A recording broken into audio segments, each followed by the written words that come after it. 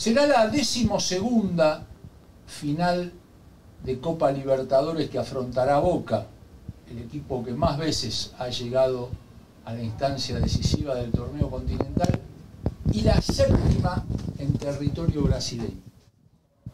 La primera fue hace ya 6 décadas, en 1963, cuando, pese a enfrentar a un equipo paulista, se eligió el escenario más grande del mundo, el Maracaná, para contener la gran expectativa que había en torno de aquel cruce entre el Boca de Ratín, un joven Ángel Clemente Rojas, el maestro Ernesto Grillo, Beto Menéndez, y el Santos de Pelé, considerado con justicia el primer equipo global de la historia.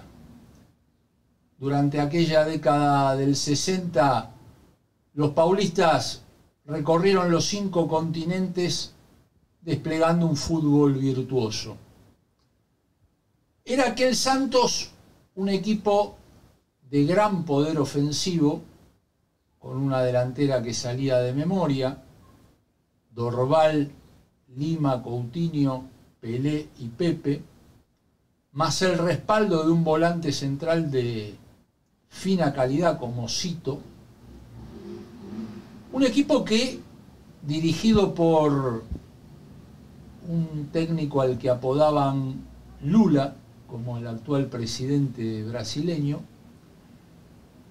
se destacaba justamente por el desequilibrio que generaba de mitad de cancha hacia adelante, disimulando de esa manera alguna vulnerabilidad defensiva. Salvando las distancias y las épocas, este Fluminense hereda algunas características de aquel Santos y de aquellos representantes brasileños de la década del 70 y del 60, con el seleccionado como principal estandarte. Entre los mundiales de 1958 y 1970, Brasil ganó 3 de 4 torneos, consagrándose como el dueño del planeta. Y decíamos que Fluminense nos recuerda a aquellos equipos brasileños muy vistosos, muy atractivos para seguir por la capacidad de sus ataques, y no tan atentos, un poco descuidados en materia defensiva. El recorrido de Fluminense en esta Copa Libertadores, sobre todo en la fase de grupos, corrobora un poco esta sensación. Los tricolores empezaron con 3 victorias seguidas: de visitante ante Sporting Cristal, 3-1, de local sobre The Strongest, 1-0, y el recordado 5-1 ante River, que llamó la atención. 3 goles de Germán Cano, 2 del colombiano John Arias. A esa goleada se le sucedieron 2 derrotas como visitante, una ante The Strongest, 1-0, y otra ante River, 2-0. Y el equipo terminó clasificándose con 10 puntos gracias a un empate pálido de local en la última fecha de la fase de grupos ante los peruanos del Cristal.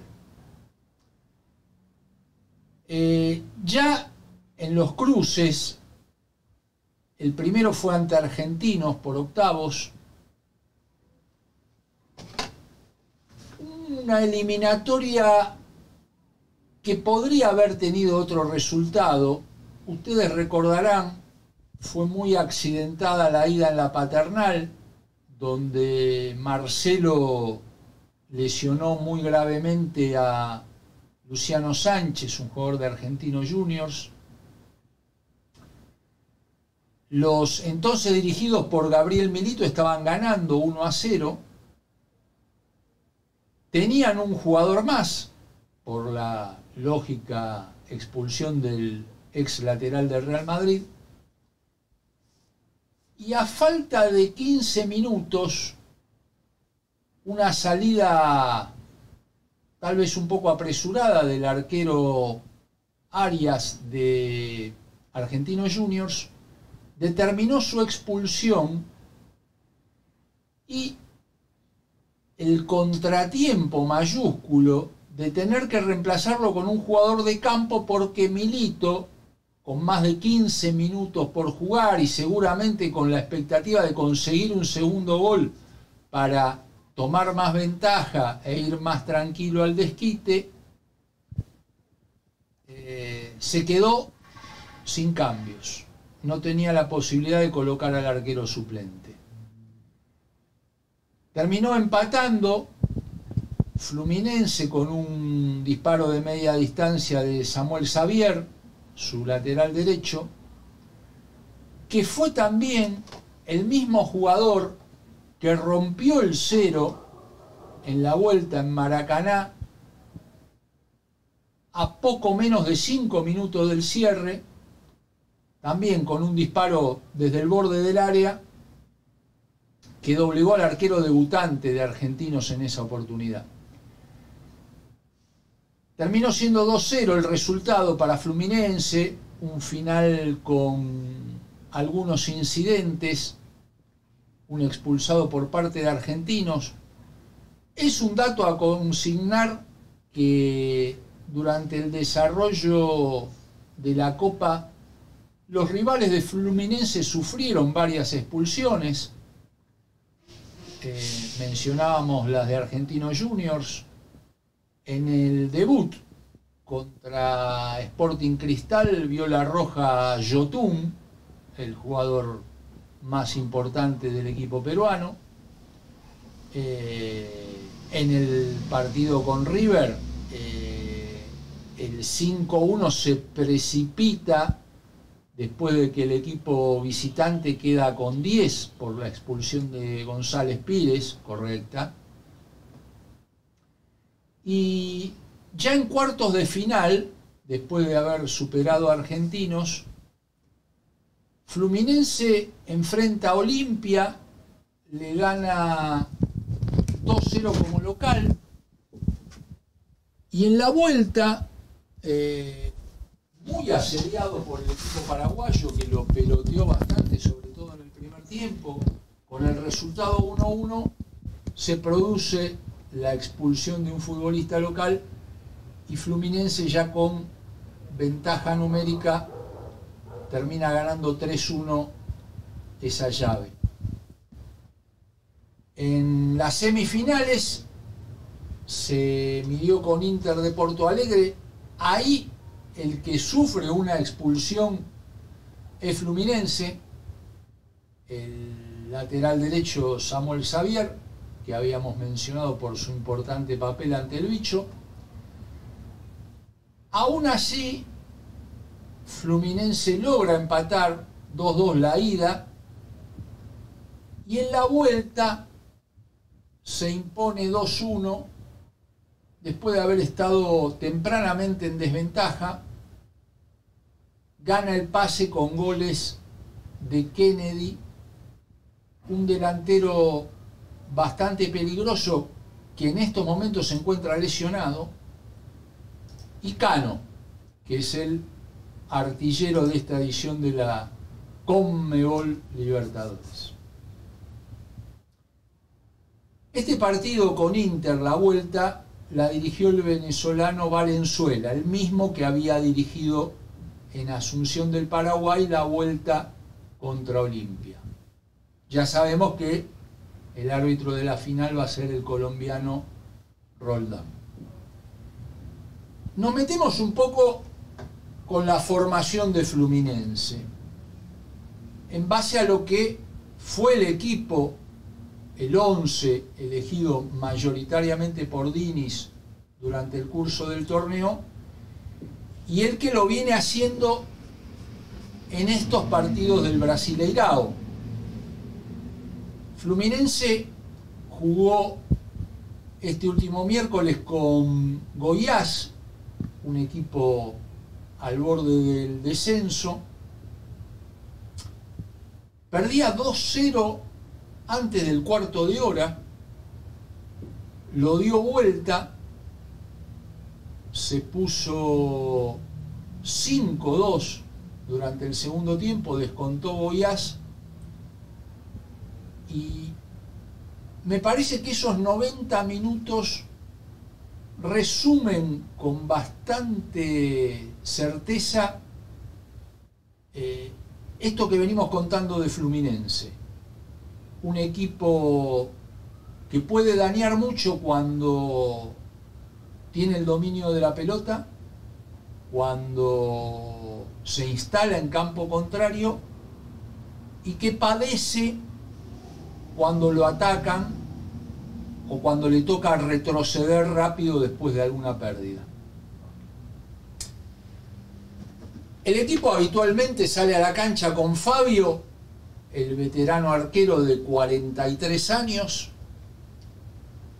Los laterales mencionamos a Samuel Xavier y a Marcelo.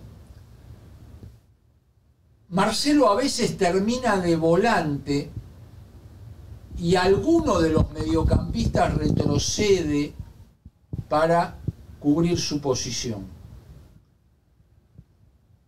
Un tema importante, así como en Boca hay preocupación por los centrales, sobre todo por la ausencia de Marcos Rojo, expulsado en la vuelta contra Palmeiras. Hoy Fluminense tiene en duda a los dos que han sido titulares, columnas de esta campaña. Nino, que es también un jugador del seleccionado brasileño, que dirige el propio Fernando Diniz, y Felipe Melo, el veterano ya de 40 años, que es por supuesto el capitán y el líder de este equipo. Melo salió con una molestia durante el primer tiempo del choque con Goiás, en el que había hecho el primer gol de su equipo con un cabezazo tras un córner. Si falta alguno de los dos, el primer cambio es Marlon Santos, un zaguero corpulento, fuerte, también cabeceador.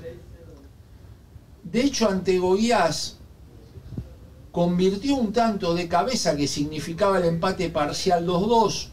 Luego se constató que había habido una posición adelantada en la jugada previa y por eso fue anulado. Pero es para destacar que durante el festejo de ese gol que finalmente no fue convalidado, Marlon Santos se dirigió de manera agresiva hacia la propia tribuna de Fluminense. El partido se jugó en Volta Redonda, no en el Maracaná, y realizó repetidos gestos de silencio, cállense. De inmediato fue apercibido por Felipe Melo, quien le indicó que debía ir nuevamente hacia la tribuna a disculparse, y así lo hizo el zaguero. La importancia siempre de tener líderes con las cosas claras dentro de un grupo. En la media cancha el volante más retrasado es André, un joven de 22 años que toma la cinta de capitán si no están Melo y Marcelo, como sucedió contra Goiás en el segundo tiempo.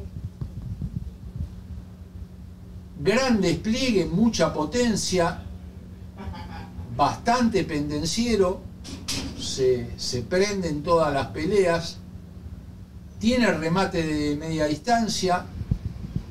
El primer gol contra Olimpia fue producto de un disparo de él que se debía en un defensor. y es el que se inserta habitualmente entre los centrales cuando Fluminense sale jugando desde el fondo, que es una característica saliente del equipo.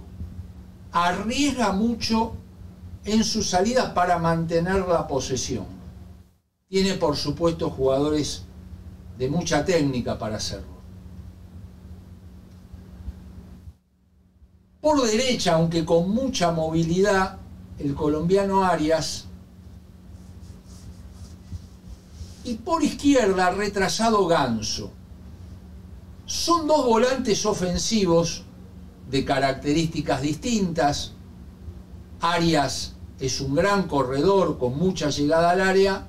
Ganso lo conocemos, ya un veterano también. Retrocede para escaparle al roce y aprovechar su muy buena pegada y su visión de juego. Acá tenemos un signo de interrogación porque es el volante que me parece puede definir cómo va a plantear Fluminense el partido contra Boca. Si busca ser más ofensivo o trata de tomar más precauciones. Tiene varias opciones. Martinelli es una, Alexander es otra, Lima, quizá la más ofensiva, es una tercera.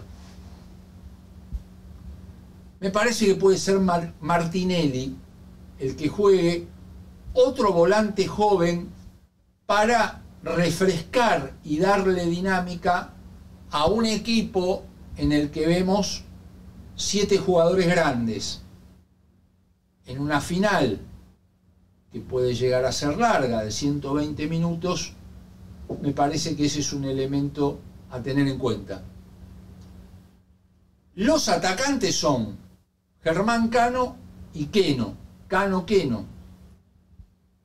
A Cano ya lo conocemos, tuvo un paso acá por Lanús y es uno de esos jugadores que explotó de grande. Como dijimos, es el principal goleador de Fluminense, lidera la tabla de anotaciones en la Libertadores con 12, una cantidad altísima. En el Brasileirao convirtió 7, es verdad que algunos partidos no ha jugado porque el técnico, por supuesto, privilegió la competencia internacional y lo reservó en algunas ocasiones. Y Queno, que es un jugador de mucha experiencia, 34 años, con largo recorrido en muchos clubes de Brasil. Vieron que ahí no existe esta traba a veces moral para jugar en distintos clubes que sí existe en Argentina, sobre todo cuando algunos jugadores quieren jugar en Boca después de haberlo hecho en otro lado. Y Queno le pusimos un par de ojitos a la O porque es un atacante del que hay que cuidarse. Suele ir por la franja izquierda, puede salir para afuera o para adentro, tiene velocidad pese a su edad y gambeta. Es además un buen asistidor. Diría yo que es él y Arias son los dos jugadores ofensivos más peligrosos del equipo, además de la capacidad de Cano para aprovechar sobre todo las pelotas sueltas dentro del área. Esta es más o menos una radiografía del Fluminense que va a enfrentar Boca, un equipo que ha hecho méritos para llegar a esta instancia, que en el Brasileirao tuvo un andar irregular, al que todavía le quedan un par de partidos, a diferencia de Boca que tiene uno, y que tratará desde ya de darle a su gente esa Copa Libertadores que todavía no consiguió. Va a tener el apoyo de su público local en Río, pero se va a enfrentar contra un equipo que también va a tener el ruidoso e incondicional respaldo de su gente, porque se agotaron rápidamente todas las entradas disponibles para Boca y estamos seguros de que muchos más hinchas, incluso sin entrada, van a viajar a Río para darle aliento al grupo que tratará de ganarle al Fluminense y traer la copa para Argentina. Esa copa que se ha hecho desear en los últimos años, pero a la que Boca nunca renunció.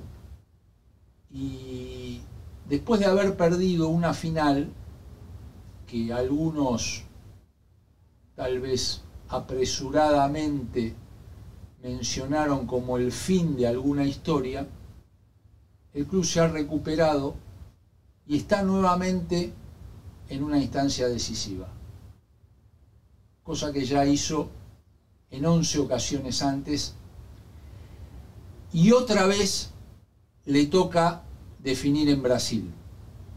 Ya lo ha hecho y el saldo es positivo. Con esa fe vamos a ir a Río para traerles desde allá toda la emoción y el clima previo a la final. Nos vemos la próxima.